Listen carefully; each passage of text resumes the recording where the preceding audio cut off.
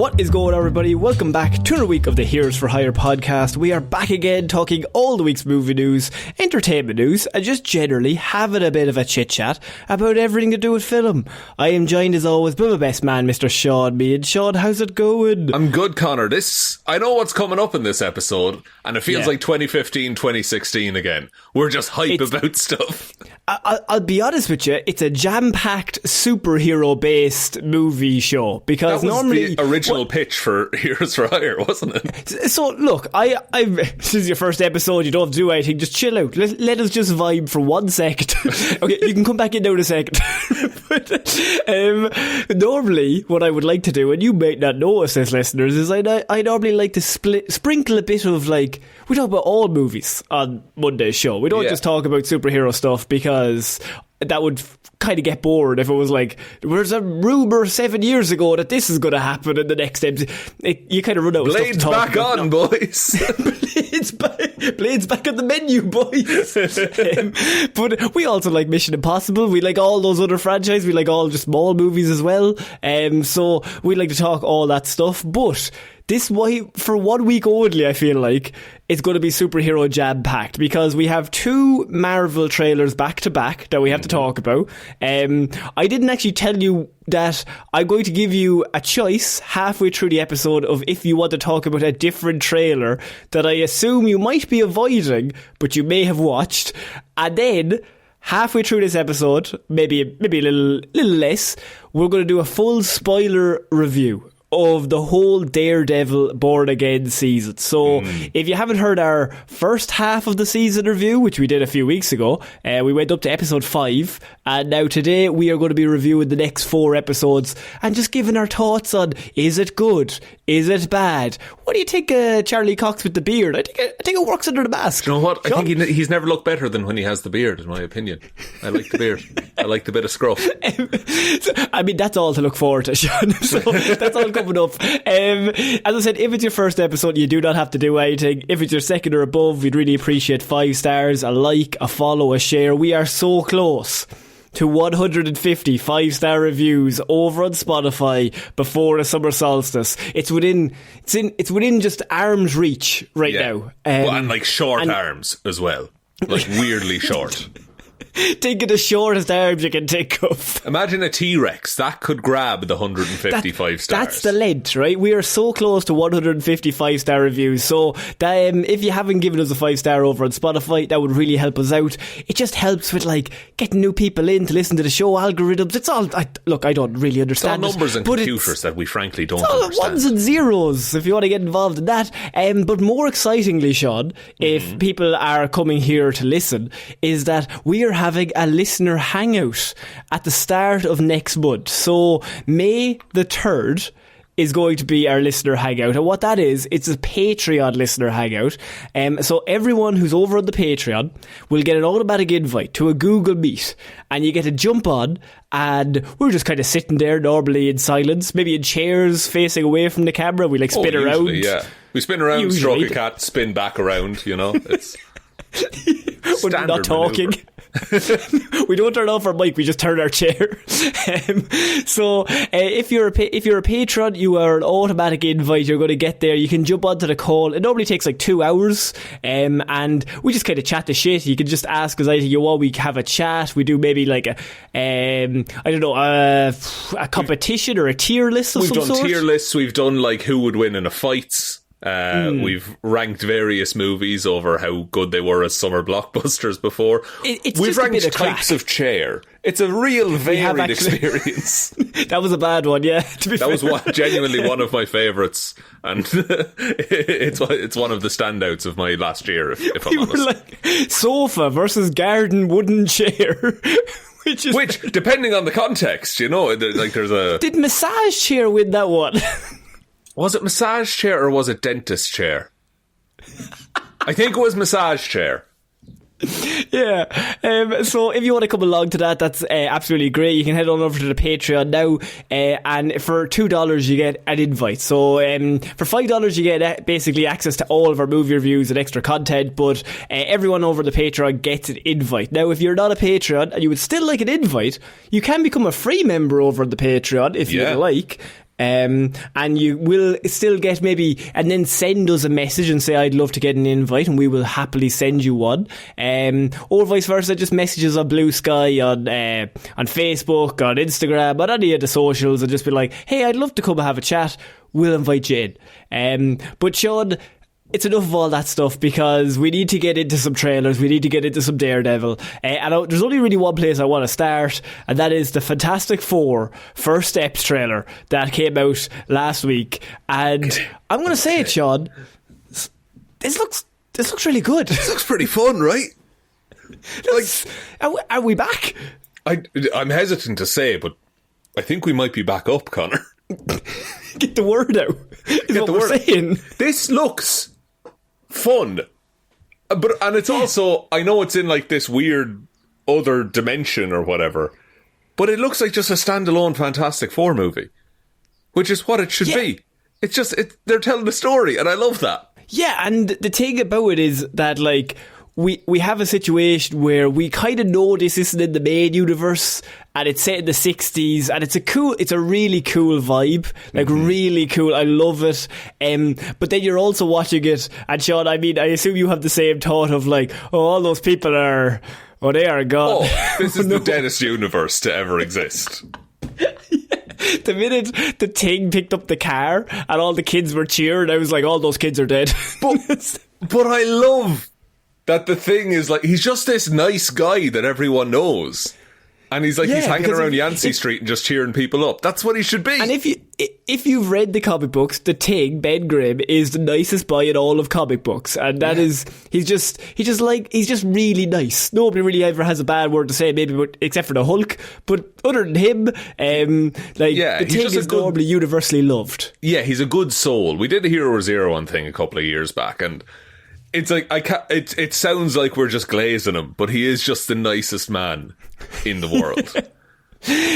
What stood out to me in this trailer is we kind of talked about, so it's very happy. It's very like, it can be a bit peppy because it's 60s, and then halfway through it turns into the grimmest trailer of all time, which I really enjoy, where it's just like, we're dead.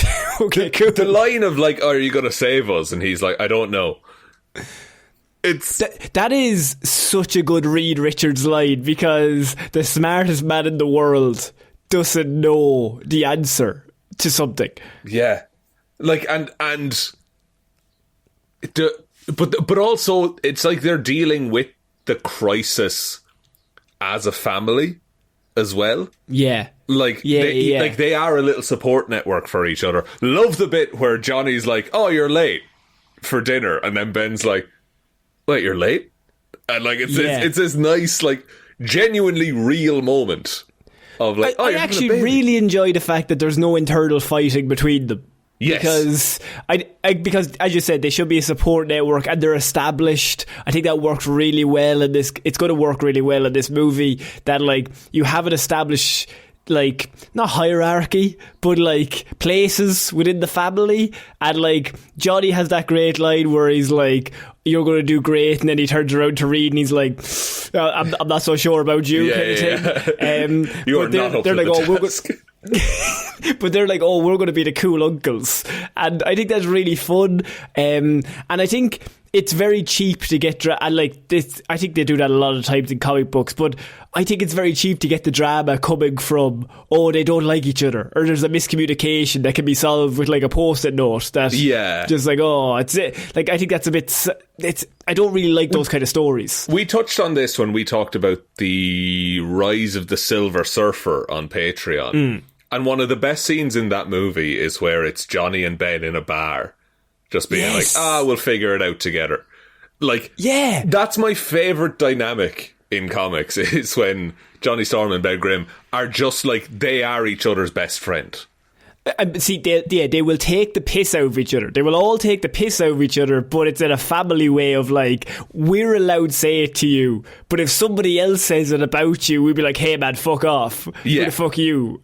Exactly. And I think that's the vibe you really want to get into, and I think it's something that I think we talk about Rise of the Silver Surfer and the originals they went more so, let's do the CW drama style, and I don't find that as fun. I think this is a much more wholesome. It also means when Reed is like, we will protect you, and we will do our best, and he looks like so fucking terrified, and he's shitting himself, and you're like, oh, Reed, you have no idea what the fuck to do. Yeah. You're just saying that just to try and calm people down. Yes, and you're doing because I think in this universe he's like he has a TV show and he's like an entertainer and like he teaches kids about science and stuff like that.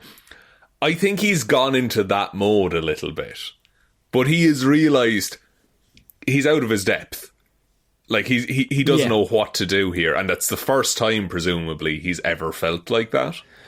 I have multiple questions for you as the Marvel boy of the pod. Indeed.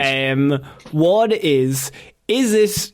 I think it's the most kiss of death for this universe that Franklin Richards has been introduced. Well, we know like Galactus is introduced, but if anyone doesn't know who Franklin Richards is, he's basically God. He can just change universes. Yeah, so he has the power to warp reality. But he is also a child. He is used as the reason that no one ever ages in Marvel Comics, is that he wants everything to stay the same. And he just because he's God. He's God. Basically. He can do whatever he wants until he can't because the writers decide it. Of course. But a bold strategy to introduce him in first, but then you could also say the same about Galactus. Bold strategy to introduce Galactus and the Silver Surfer in. Galactus was like issue 6 of the Fantastic Four. Like it was. But he had little hot pants though, to be fair. I think we haven't seen him from the waist down, so he might be wearing little hot pants. We haven't seen his ass. Show me Galactus and then I will make a decision. I will say that shot of Galactus walking through the city, I think that's a miniature. Yeah, I think they built a miniature set and had just a regular man walk through it, and that's the best thing. I love how when we see actual filmmaking stuff, we're like, oh fuck! Because the production design of this film looks insane. Yeah, because it makes... Also, I'm going to admit it, I had many stresses due to the fact that this started filming after Superman had already wrapped, and this comes out 1 month after Superman. Yeah. So I was like... That's a very short turnaround between start to finish. I mean, these people weren't even cast this time last year, and the movie's coming out this year, like this summer. Yeah, so, that is insane. That's crazy. So, I mean, it's one of those situations where I was like, this is not going to look good, or, oh, I don't really know. And I think it looks really good. So, but, well, obviously, it's a trailer. Easy to make something look good in a trailer, but from what we can see... It's all positive. If it follows the vibes of what they're trying to get across in the trailer, I think it will be good. How do you feel about the Fantastic Four costumes? Weird that Reed doesn't have the white circle thing. I don't really understand that. I also don't. It's just so different from everyone else. Did they just forget to CGI the white circle into the suit? Maybe, because I assume those suits are mostly CGI, to be honest. I assume so.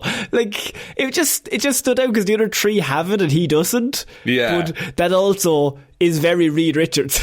To be like, you're the Thing and I'm Mr. Fantastic. I hope to God they remake that fucking comic panel. Like, even if it's in flashback. It's my favourite thing in the world. Yeah. Also, when he says, I don't know, when he doesn't know the answer, somewhere in that universe, Victor Von Doom just like cackles to himself quietly, because that's the best thing he's ever heard. So, also just on the costume, I had to look it up to be sure, they gave Mr. Fantastic the big dumb white gloves, and that's one of my favourite Mr. Fantastic looks. Is the Victor Von Doom in this universe Robert Downey Jr.?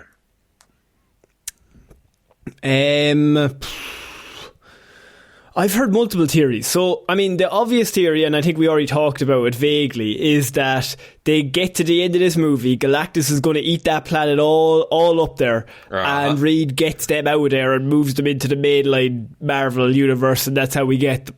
And then I've heard some mad conspiracy theories that Doom, Robert Downey Jr. put them in that universe, as in like they were in Marvel, but then they were given like amnesia and put over into that universe to like keep them fucking quiet because he fucking hates Reed Richards. Standard Doom move. I was like, oh, that's wild. But then I was like, also, Doom is a shithouse and a hater, and he would do that. So I can see either way. I think as the crow flies, straight line, world's about to end, right? Mm-hmm. And at the very end of it reads like, oh, we can get off this planet and go to a different universe. We'll go over there.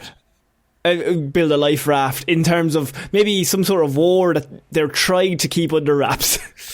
No, it'll never work. It'll never work. If anyone has listened to Secret Wars Part 1 and Part 2, already out now, and Part 3? Part 2, Part 1 Part 3 coming very soon. Coming this Friday, yes. So that is our Secret Wars Part 1 and Part 2 that Shaun is covering. And probably, look, I'm going to say probably, but it might play into this movie. I think it's... a little bit? It's fairly...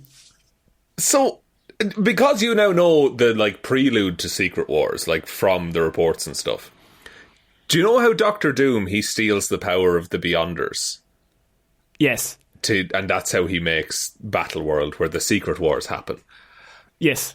I think at the end of this movie he steals the powers of Franklin Richards.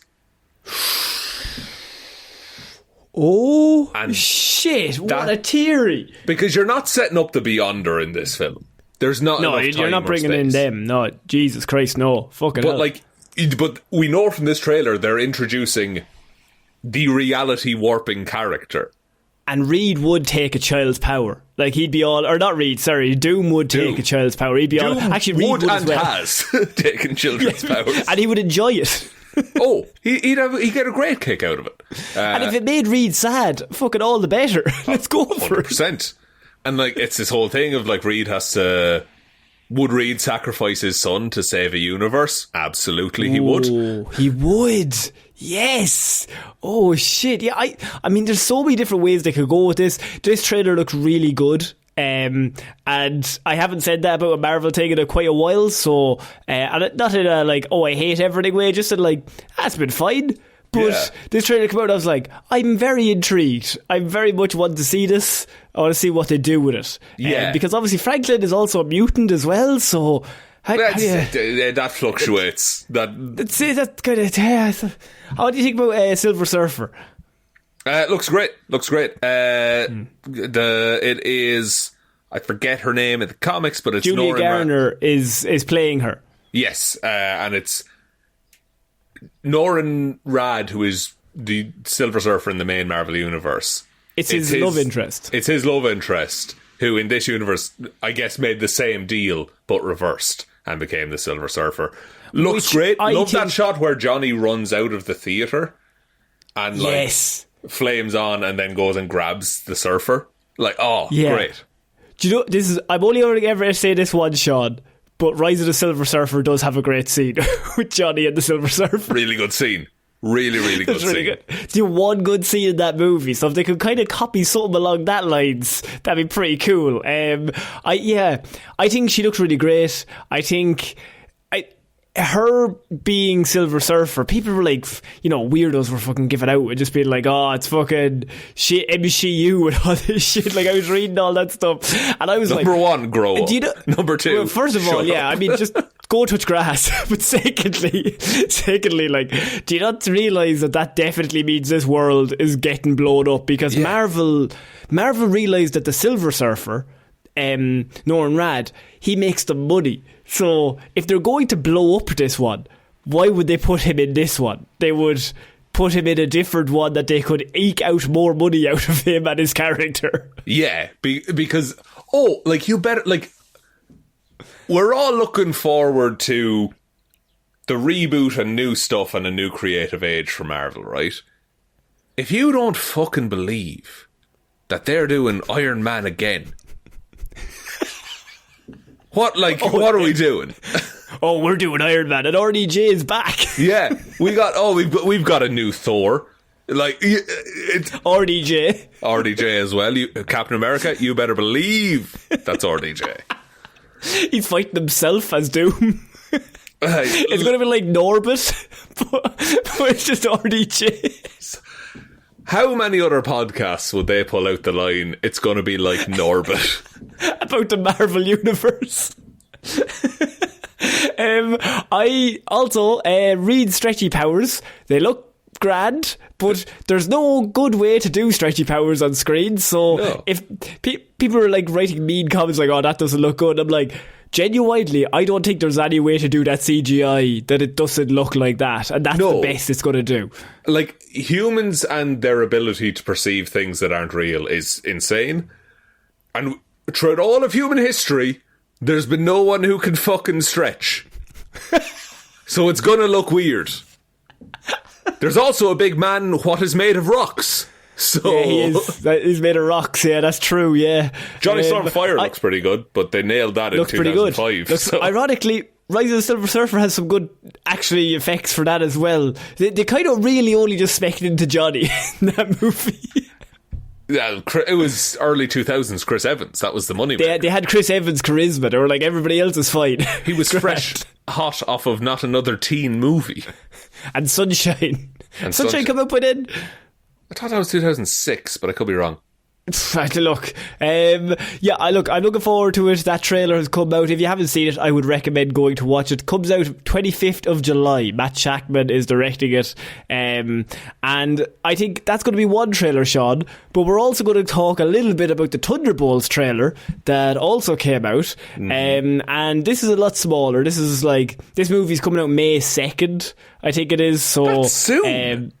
Yeah. So there's early fan screenings already happening. So this is coming out May 2nd. Shaun, our trailer here, we have a full-on clip of The Void. A lot of people might not know what the twist is for The Void. So do you want to spoil it? Are we going to say spoilers straight out, I suppose? We can say spoilers for this section of the show, yeah, for the Thunderbolts talk. Okay. So we haven't seen the Sentry in this trailer, but we have seen The Void, and I think this trailer is actually better than the other two. The other two, I felt like did more Marvel-y action, quip, action. And I think this is more like, oh, we're all gonna die. Yeah, this trailer is a bunch of people coming to terms with the fact that they are not the best equipped superheroes to deal with this situation. This trailer is the scene in Guardians of the Galaxy when Chris Pratt is like, we're all losers, but just in trailer form. Yes, we're just idiots standing in a circle. Yeah. Like, so the Void is, there's a character called the Sentry in Marvel Comics. Yeah. And canonically, he's the best, and he's maybe always been around, but everyone forgot him, but also maybe not. Maybe he's just a man. Think of Superman, but with no weaknesses. Yeah. Power of 10 million exploding suns. Whatever that means. Well, it means exactly what it sounds like, Connor. But the Sentry has this kind of dissociative identity thing where once the Sentry is active, there is also this being called the Void who is as strong as the Sentry but evil. Yeah. And so once the Sentry's around, the Void is also around, and the two it's this eternal conflict happening. And so then the Sentry's like, well, I better leave and forget everything, so then the Void can leave as well, and then we can all go back to our lives. That's the thing, because the original idea of the Sentry was that he only existed when people remembered him.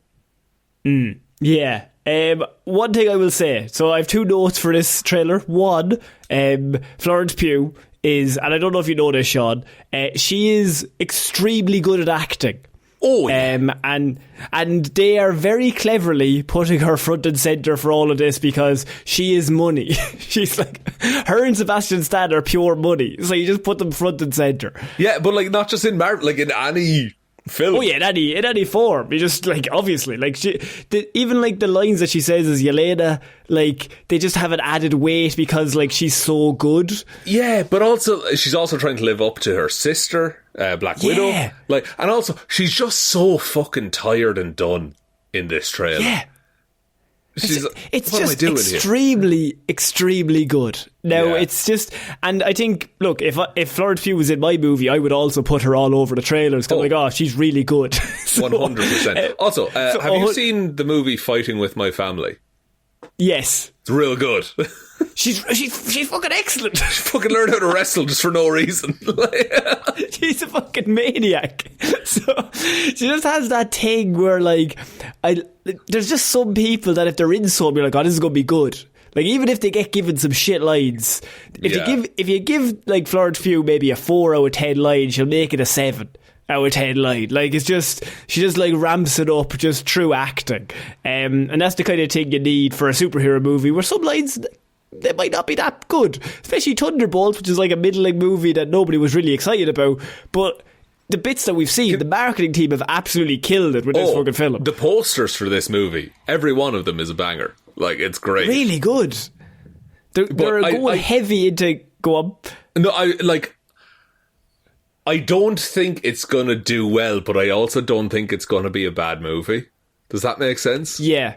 I'm getting the Suicide Squad vibes. So, like... Yeah. Like, James Gunn's The Suicide Squad is, I think, a very good movie. And we reviewed that, and we were like, oh, that's a bit of crack. That's 2 hours, and it's really well shot, and it's really well done, and it didn't really make that much money, and everyone was like, oh, shit. I don't think this is going to make, like, billions of dollars. It doesn't really matter, but I think the movie itself will actually be quite good. I think they're aiming for Guardians of the Galaxy, and I think if you aim for Guardians of the Galaxy, you're not going to get there. But if you can get it in the ballpark, because Guardians of the Galaxy, I think, is like just a phenomenon that movie works in any way. Yeah. Guardians of the Galaxy was not aiming to be as high as it did, though. That's the lightning in a bottle, like, this shouldn't have worked. And that's the benchmark, so that's what they're aiming for. They're aiming for Guardians of the Galaxy, and if they get to Guardians of the Galaxy 2, that's pretty good. Fine, absolutely. Lad, if they get to Ant-Man 2, we're grand. We're grand. Just it'll be a bit of crack. It'll be 2 hours and it'll be grand. And it's just really funny watching the Void just turn people into shadows, because I'm like, all I kept thinking was, how is this a movie? Like, how is this a battle in any way? It is a cool, like big villain boss fight. I'm like, oh, he can just flatten you. Like, so then, like Sebastian Stan, what's Bucky's just gonna punch him? So I think this comes down to appealing to the humanity inside the Void. I think it's going to be one of those, they talk down the big bad. I think that's how that fight ends. Yeah. Probably something to do with you're not who everyone says you are, kind of a deal. Oh, very good. You know, yeah. Because that's what all of them think. Remember your loved one. Yeah, because you're not a bad guy. You can always change like us. We're the bad guys. We've all done bad things. It's not too late to be good. Quick, talk to Taskmaster. Quick, what happened? Where? No. She died after 4 minutes. Damn. Fuck. She was the least popular one in audience polls, I suppose. Did anyone ring Slipknot? We need to get Slipknot in here. Get Slipknot in here, please. Yeah, so, okay, we're going to play a game. This movie itself could be good, but John, the game is, how many minutes into the movie does Taskmaster last? 18. Now, if you go over, you lose. So, under but closest. Yeah. 22. It's got 22. Okay. Well, I could price it right you here and go 23, but that's fine. That's a gentleman's move, you know. Yeah, no, I don't want to do that to you though. So I'm gonna go with. No, I'm gonna go 18. No, I'm changing my mind. 31. 31. You're thinking past the first act. Or maybe that's the end of Act 1 is Taskmaster dies. No, I think it happens after 25 minutes. But, wait, no. That's wrong. No, I should go 21 then, really. Okay, I get you. Yeah, I should go 21. I'm going to go 21. So I think 22. Before 21. Yeah, you go 22. So then, So I think before that I get, and I think over that you still lose, and we both lose. Yeah, but I feel like that's the point in the film where it's likely to, it is around there, good, right? Like, Taskmaster is 100% going to die by the Void. Like, their first battle, they'll meet the Void, and they'll be like, we're about to stop you, and the Void just turns them into a shadow, I assume? Yeah, I think in that first fight in the Avengers Tower warehouse, all the doors lock. Or head blown up, yeah. Or I think Taskmaster swings at Sentry and Void takes over and fucking ices her. Also, the other trailer I was going to talk about was 28 years later, Shaun. Haven't watched it on purpose, if that's okay. I knew you were going to watch it. I just want the Boots trailer. Oh, and it's the... Oh. Shaun, I'm going to tell you that as a man who has watched the trailer, and I know you are very emotionally attached to the 28 days, 28 weeks later franchise, looks really good. Looks really okay. Good. Looks really good. If I can help it, I'm going in fully blind on that movie. Also, I'm super proud of us because Ryan Gosling got announced in Sean Levy's Star Wars Starfighter movie for 2027 this week, or like the last few days, and we called that last week. So we got scoops, folks. Kinberg's trilogy got announced as well. Okay, got announced. We'll talk about it more next week. Next week because we have to get into Daredevil news, our Daredevil review. So this is our Daredevil Born Again spoiler review. So if you have not seen the show, we're going to come in at episode 6. So it'd be a bit weird to just start here in the review. Go back a couple of weeks and we talked about the first 5 episodes. Yeah, so this is episode 6 to 9. So 4 episodes.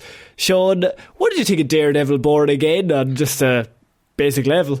Man, we're so back, right? Like, this is great. It doesn't make any sense that it's as watchable as it is what I kept thinking. Because we've been talking about this series for 2 or 3 years now at this point, and we know that there was another version of this filmed that they decided was bad and then went back to square one. Like, they did it without Karen, without Foggy, without Vanessa, without like Frank. Dex, without Frank. Everyone was gone, and it was just Daredevil and Vincent D'Onofrio, or Charlie Cox and Vincent D'Onofrio, just in the show. And it turns out the production was not very good. They watched the first episode. Kevin Feige's like, this is really bad. We don't want to do this. And then they rewrote the whole thing, and like quite clearly, watching episodes, they vary violently between like scenes that are clearly filmed before and scenes that are filmed after. I got a real heavy vibe of like, say, even Frank Castle in the season finale. I was like, oh, he came in for one day or like 1 or 2 days that they dragged them back in. But he fucking nailed it. Like, them just chatting in the apartment before it gets blown to bits. Insane. Shaun, also, you know, I'm a Bernthal. I'm a Bernthal man. You're a Bernthal stan, I'm all about of course. that. I'm a Bernthal stan. I'm with him no matter what he does. Also, the most obvious reshoot thing that they just hung a lantern on is that Frank gets a haircut in between like episode 4 and episode 9. And Daredevil is the one who notices his haircut. Can he smell the peroxide? How does it work? Maybe, yeah. Or like he's got that world on fire thing. Maybe that he can sense individual hairs. Jesus Christ, you're looking hot today, Frank. Fucking hell. Oh, you got the Punisher haircut. That's cool. Well done, Frank. Fair play to you. What this season? The season itself was meant to be 18 episodes originally, right? And then it got split into 2. So this first 9 was always going to end on we are in the fucking doldrums here, we're fucked. Yeah, we need an army, yeah. We need an army. Now, but we can't have Spider-Man because of licensing reasons. I mean, all I kept watching was, I was watching this and all I kept thinking was like, they have, Marvel in the 90s have caused so much fucking shit. Like, so many problems later on that, you know, like they ran out of money and sold all the fucking IPs. Like, if they had just kept Spider-Man, the amount of money that they could make. They would be the biggest company now, but they can't. Because they needed those filing cabinets too bad. They needed those filing cabinets. But, like, Fisk taking over New York, having the police, having the force, the task force that goes around killing mass vigilantes. Man. That is the most Spider-Man storyline ever. That if they did Spider-Man 4, he should meet Matt Murdock, the two of them should team up, and Fisk should be the big bad of that movie. 100%. And you know J. Jonah Jameson loves that task force. Of course, he's always bigging it up. They're the greatest things ever. It's like, it just writes itself. It's a classic Spider-Man Daredevil team up. Fisk is causing fucking problems for his boat. It's a Spider-Man Daredevil mess around, you know? It's a mess around. As they say. Yeah, so it's a Spider-Man Daredevil mess around. So, like, when I was watching, I was like, it's so sad that they can't use him. And then the problem is, Matt comes in at the end in the bar, and I seen fucking Cherry, and I rolled my eyes so fucking hard, and they nearly got stuck in the back of my skull. And I was like, oh Jesus, this team, we are dead. But also, it's weird, because I thought when you opened that door and we saw, oh, here's all of his, here's Matt Murdock's current allies. And previously in this season, we met Yusuf Khan, Kamala Khan's father. I was fully expecting Kamala to be in that bar. No, I think she's in the next Avengers, so I don't think they're going to use her in this. But cool. But then episode 5 was just, hey, Kamala Khan's dad is in this one. That was recorded before all the rewrites. Yes. And the problem I have here is, right, I don't want to talk shit because I think that's my favourite episode of the season. I really enjoy it, yeah. But I don't think it works if you have 9 episodes of that. That only works because you have 4 break and then another 4. Yeah, and there is like 2 arcs in this as well. Like there's kind of the White Tiger arc and figuring out all of that. Then there's the Muse / Task Force stuff. And Muse as a villain is fucking horrifying in this show. Oh, I actually wish they did more with him. Like, yeah, I'm kind of sad he got fully killed.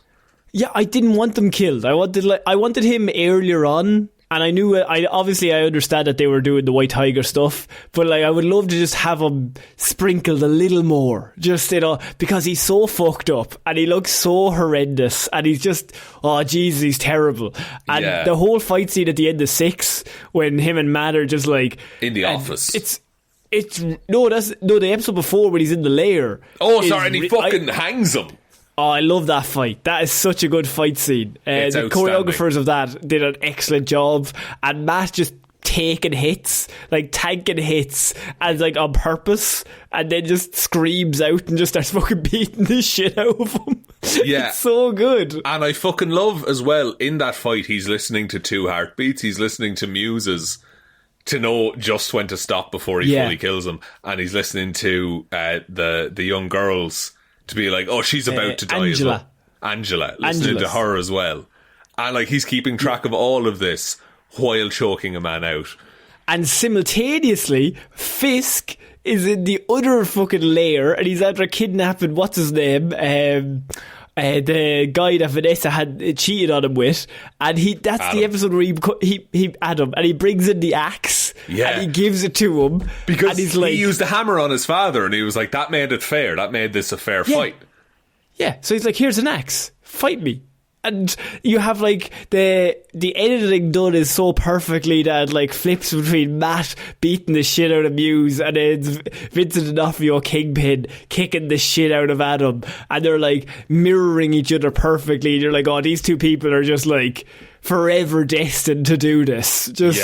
They are just always on a trajectory towards each other. And you're like, I can't wait till they fight again. And they don't do it this season. No, which is perfect, because you want Matt, like, I mentioned it on Blue Sky a little while ago, but like, Matt Murdock should always have life at least one time a day, kick him in the balls. He just needs to have to be having a bad day all the time. Matt Murdock and Spider-Man can both never be happy in Marvel. And that's why they work well as a team. Yeah, because they're both like, oh, this is fucked, right? Yeah, this is a fucking Tuesday. I know. Like, that whole fight scene is really great. Daredevil suiting up in that episode, by the way, in episode 6, when he's just like, fuck it. Yeah, and he's going to do it himself. That moment he's like, fuck it, I'm back. I'm done. Because he's going to call the police.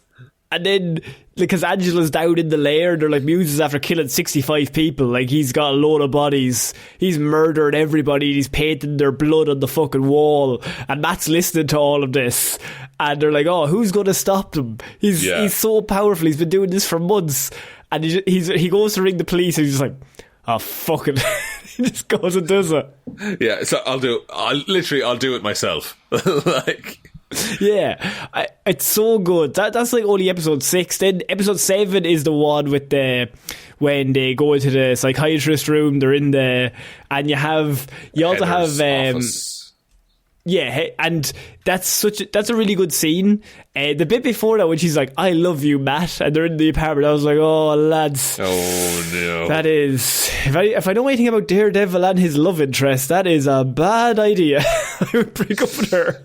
Yeah, but that's Matt is actively angry in that fight. Like, yeah. He's like, oh no, how dare you fucking come for someone I love. Like, yeah.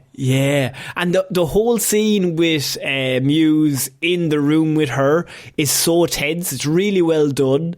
That, like, the tension just keeps building. And then you have the moment where she realises who he is.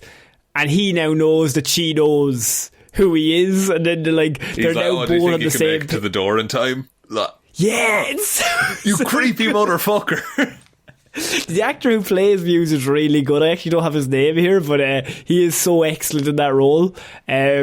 So I also, her killing Muse is a really good character thing, because Daredevil doesn't do it. Yeah. And she's then against vigilantes, but she's the one who killed one of them.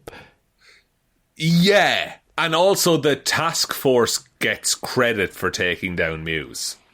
Yeah. Which is most perfect Fisk thing ever, to be like, well, we just take the credit. That's the thing. We just make the news our own. Fisk is doing his own form of vigilantism, in that he is superseding the powers that be to get what he thinks is right done. Like, he's kingpinning the mayor. Yes, he's kingpinning the mayor. That's exactly what he's doing. And like, you have then, like, that's a kind of a double act of Muse, of like full fight. First one, he gets away. Then the second fight, Matt doesn't even kill him. Heather's the one that kills him. So then that adds like another layer. And then you have episode 8, which is the one with the dance. And that is, like, I love that scene. That whole ending, especially with Poindexter getting out, and like the first, I would say, 15 minutes of that episode, I was like, where are we going?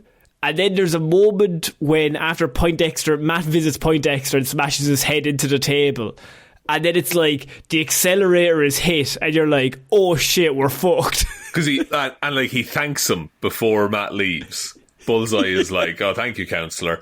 And then later, he has a tooth, and that's all he fucking needs, because Bullseye's insane. Because Bullseye is just a menace. He's just a menace to society, and he's got a real Doctor Doom vibe of he's just a hater, and he just wants to just do damage. Yeah, and he walks out of the prison. Like, he just... He puts his tooth through that guy's eye, and then he lets himself free, and then starts picking up like wrenches and knives and just starts throwing them into people, and then just gets out of prison and goes straight to kill Vincent D'Onofrio's Kingpin, because he's like, Kingpin's gotta die. Because Vanessa was the one who hired him to kill Foggy, and Matt figures that out. Yeah, and then it's revealed that because the docks that Kingpin was working on was technically not like US land or something, so they could launder money have legally. Yeah. And so that's a real Kingpin or like a Lex Luthor storyline, that like Shady you find an area. Yeah, it's a Kevin Spacey Lex Luthor land deal. But like, you find an area where you could just launder money and do more crime. And Vanessa's like, you're the mayor now. I need help doing crime. And he's like, don't worry about it. I got you. Look at this land over here. It's fine. It's after the dance. The line where Kingpin is it, what's his name?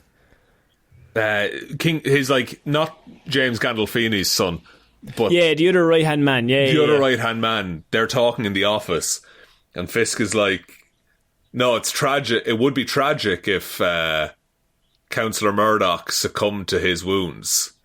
Yeah. Because if he lives, that's a vigilante.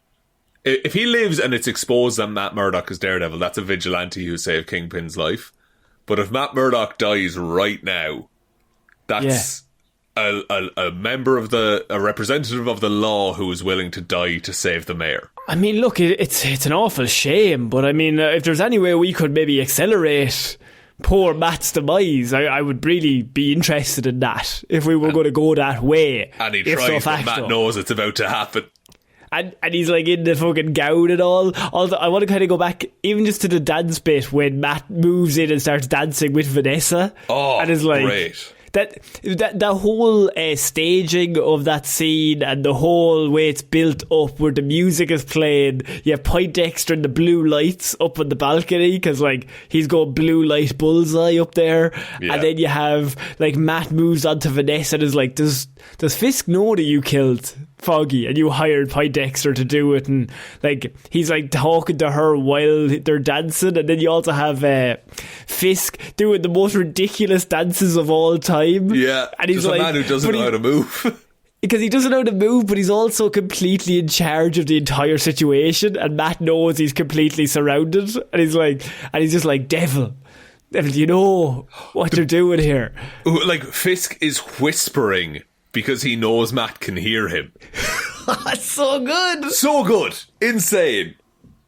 It's just a very good programme, folks. The last episode I actually thought is the ugliest episode in the show. And I'm gonna go, that's my bold thing.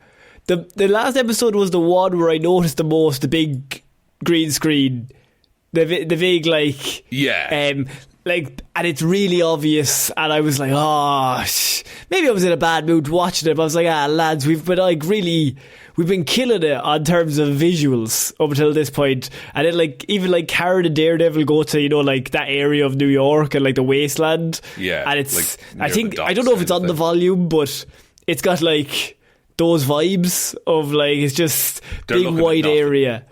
It's just nothing. It's just the eater. And I was like, I just wanted closer. I wanted it was too shiny, I felt like, for a little bits of it. Even the apartment, you know, like him and Frank are fighting. Like I wanted it dirtier for some reason. Fair. I get where you're coming from. I'm fine with the apartment fight. I think that's really, really good. That fight itself is excellent. I just meant the set. Right, well, it's dirty by the end, if that helps. The great stuff, yeah, that's perfect. I think maybe I just have I'm biased towards Matt's old apartment that's like gritty and like shit and just like run down, neon lights, and just like it looks really cool. But like in Born Again, the comic series, he loses everything. He loses like his girlfriend, he loses his apartment, he loses being Daredevil. Bullseye starts being Daredevil for a while, and he loses that identity. Like, he has nothing. So I think that's a callback to that. Like, you want to see the apartment in a nice state. Like, he's had a good life, he has a girlfriend, he's living with her, like all this to do places in. It's shiny, nice. And he even says it himself. He's like, it feels fake. Like it's too nice. And so he needs to be born again. He needs to blow the whole thing up with a grenade. Which the boy's just running off the roof, and Punisher being like, "Oh, Daredevil will catch me. That's fine. Daredevil will catch me because they're the boys. They're the lads. They understand each other. They're the boys." I think this show is at its best for multiple different reasons. But whenever John Bernthal and Charlie Cox are on screen together, we found out in season 2 of the Netflix show. But like, you just put them in a scene together and just let them talk ideologies or talk how they feel.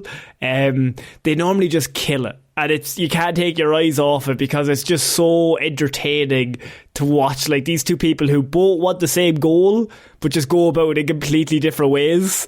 And that, like, Frank Castle's like always like, "Ray, what the fuck are you doing? Why would you take a bullet for Fisk? Yeah. What the fuck is wrong with you?" There's the bit at the end, like, Daredevil standing in the way of Frank and the last guy. And Frank's like, "What, are you going to take a fucking bullet for him as well, you dickhead?" Yeah, no, because Frank is trying to get him to kill. I can't remember the cop's name, but he's a big character in the comic books, the task force. But he gets killed in the apartment there, and he's the one who kills White Tiger. And Frank's like, he killed White Tiger. There's his bullet, and Matt's going to kill him. And he's like, oh, he's not worried. And then there's a really funny moment where Frank's like, is he worried? And he just shoots a different guy in the head. And it's just like, it's all the same to Frank. That bit where he walks in and he's like, what the fuck are all of you? You're the worst. He murks like 6 of them immediately. Yeah. Because Daredevil's like fighting them, and he just immediately walks in with a shotgun and just blows the head off one of them. Starts actually killing. He's not just killing, he's butchering them. Yeah, he's mowing them down. That's what the Punisher does. The end where they're all like in the cages and stuff like that. I wish Muse was in one of those cages. Because then you get the Muse Punisher dynamic, which is really, really fun. Yeah, and also it would be a really good way to show that Fist doesn't see any difference between them.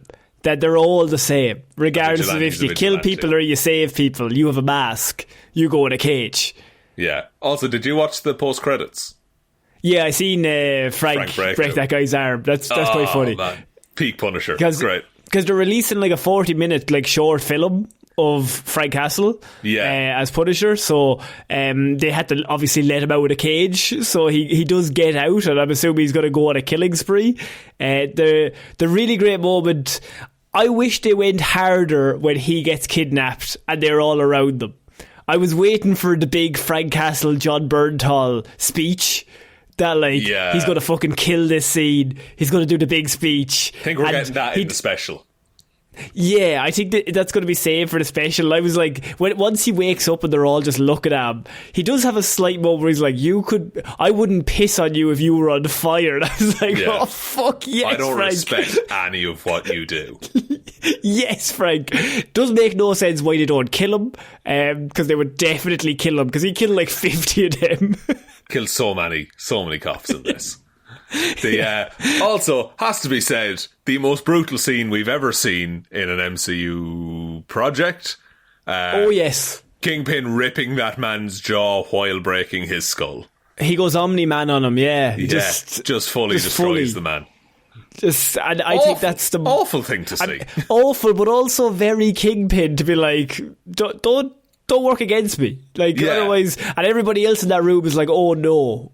Okay, fair enough. Okay, he's still Kingpin. He's like, he hasn't softened. He'll still Cardora man. Which also really loved Michael Gandolfini's change into at the last episode when he's just like, Mr. Fisk would really appreciate it if you were all on board, because for anyone who's not on board, you're going to have to come with us, sadly, and you won't see your family or anything, because things just happen. I'm sorry about that, but and he's like, we know that you have money in offshore accounts and you probably don't want people to know about that, so we've got dirt on all of you, so you either join with us or we take you away. They're the two options, and he's really good as that shit-eating just sidekick. He's like the Penguin with Totoro's he's like he's Falcone. He's more what's the word? He's like slyly confrontational, but also he knows he's untouchable. And I think he's really great in that role. I'm assuming he's probably going to last maybe 5 more episodes in the second season. Yeah, I think Frank gets him. You think Frank gets him? I was going to say Fisk gets him. I think it's going to be like the Penguin show, where I think Fisk takes him out. He's going to mess up. He's going to talk to the wrong person. I don't know. I think he's learned his lesson. He's burnt his bridges with BB probably, and then. Or maybe Fisk kills BB and him. I'd say I could see Fisk killing BB, definitely. Yeah. Did he have anything to do with her uncle's death, or just no? I don't think he was involved. Confirmed. Sorry, no, I don't think he was ever charged. No one's ever charged. He told her he knew her uncle. I knew him well. I bet. Best friends, me. Best friends. So I would say, right, so Charlie Cox and Vincent D'Onofrio are absolutely great in this show, but Deborah Ann Wool, when she comes back, right, the same as John Bernthal, it's like they're just made for this show. Like, they come back and they suddenly... Deborah Ann Woll has this amazing ability as an actor that she, like, brings a load of heart to a scene. And just, like, you're immediately emotionally connected. Like, if with her and John or her and Charlie Cox or whatever they're doing, you're like, oh, this means so. And it, like, works really well. She has chemistry with everybody, same as John Bernthal. Yeah. Like, everything feels very, very natural. Any conversation she's involved in. One of my favourite, like, offhand jokes is, like, they're getting in the car with her after jumping off of a building. And Matt's like, I call shotgun. That's a very MCU joke. It is, but I really like it in that, specifically in that point in the story. You also have the bit where they're like, he was like, oh, your heart rate when you seen Frank went up, and she was like, that's not fair that you do that. And then she said, well, Frank's heart rate when he seen you was the same. And she's like, oh, adrenaline. And then she's like, what was my heart rate like when I seen you? And he's like, must have been the adrenaline as well. Like, even just that small little conversation. I think the two of them are still endgame, like, at all times, so. which also means that she's definitely dead.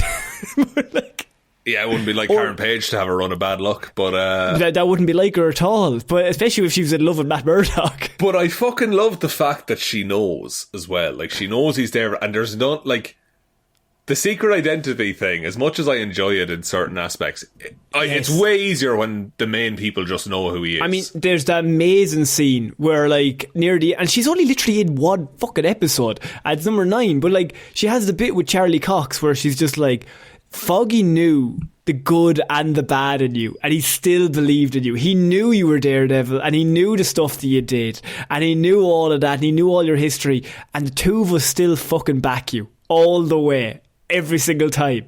Yeah. And it's just like that moment of just like, holy shit, they're in it together. They're always in it together. And it's a really great scene, really great scripting for that scene. I think the most disappointing part of the whole season finale is we have to build an army, and his army is fucking Cherry. But, like, what can we do with that? Cherry, we'll probably have Luke Cage and Jessica Jones. Yeah, if they were in it, then I'd be like, okay, that's grand. But, like, you have Josie, Cherry, and a few cops. Yeah, like, it's hard to see where he go. Could he call up She-Hulk? Is that an option? Like, that would solve a lot of problems if he could get She-Hulk. A Hulk involved? Yeah, that'd be pretty good. If Fisk shows up and he's like, we have a Hulk, and She-Hulk walks out and just rips Fisk in two, that would actually be very helpful. That would be fun. That would be a lot of fun. Got Echo? You could probably get Echo in there. I think you're definitely getting Echo. I think Luke Cage and Jessica Jones, I think, is locked in. Has to come back. Has to be. I think Luke Cage might come back. I don't know if they're going to go Danny Rand. I don't think they want to touch Danny anymore. I don't think so, no.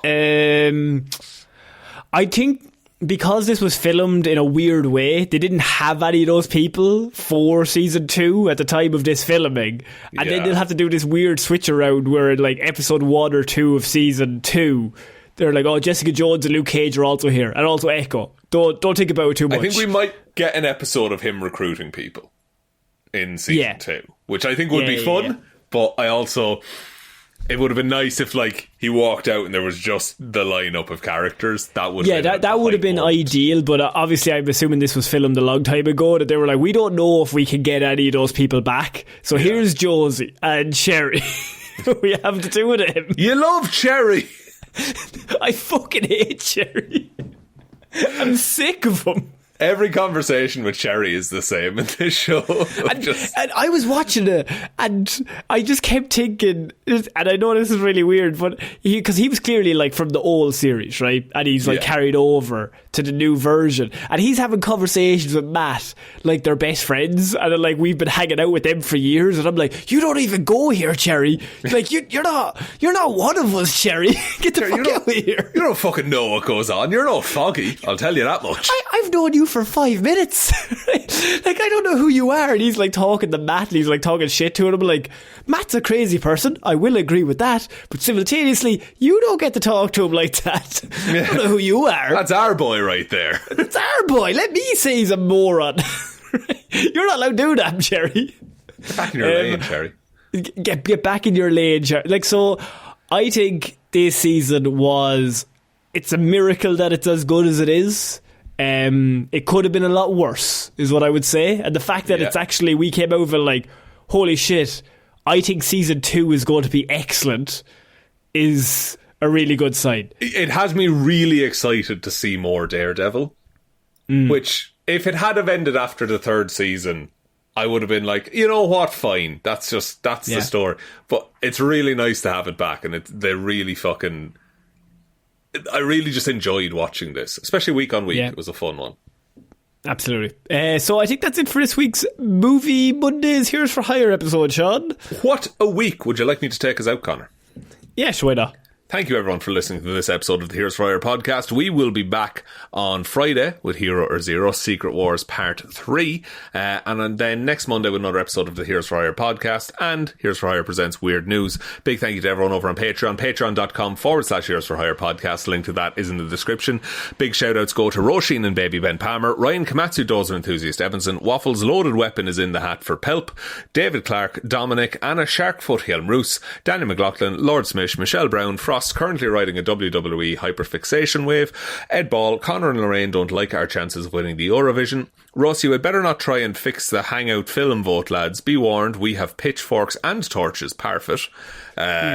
It's a virtual medium, we're immune. But they might say mean things. Thank you to Jackson Brueheim. Liz had a few too many on St. Paddy's Day and tipsily subscribed to the Patreon. Ciara Lawler, Judge Leahy, Mikeychairsnumber1fan Shaun is cool and a genius. Rory, Shaun, what is an underrated Fall Out Boy song we should listen to? Jack Markham, Johnny Ray, Hunter Harvard the Texas Ironman, Donegal George. Lisa needs a good recommendation of Irish food. We don't Call really... Cannon. No, Jesus Christ. It's mashed potato and cabbage. It's great. Yeah, I suppose. Salty as fuck, load of butter. Great. What are you going to say? Probably coddle or some shit. No, absolutely not. A lovely bit of soda bread, Shaun, with some dairy gold butter. Pretty good. Pretty Thank good. you. There we go. Lisa, enjoy all of your carbs that we recommended just there. You're going to be massive. Thank you to Justin Bowman, Joe Reid, John Neesmith and the Dr. Dara. Thank you all for your support. We really appreciate it. Head on over to patreon.com/Heroes for Hire podcast. There is also the merch store, heroesforhire.ie/shop. Twitter is @HeroesForHirePod. The 4 is a number 4. Facebook is Detective Divilment's discussion group. Instagram is Heroes for Hire podcast. And the best way to ever help out the show is to tell one human being that we exist. Just a one, please. I think that's about it, Conor. I think so. So I've been Conor Lawler. I've been Shaun Meighan. We shall see you next week, guys. Bye. Bye.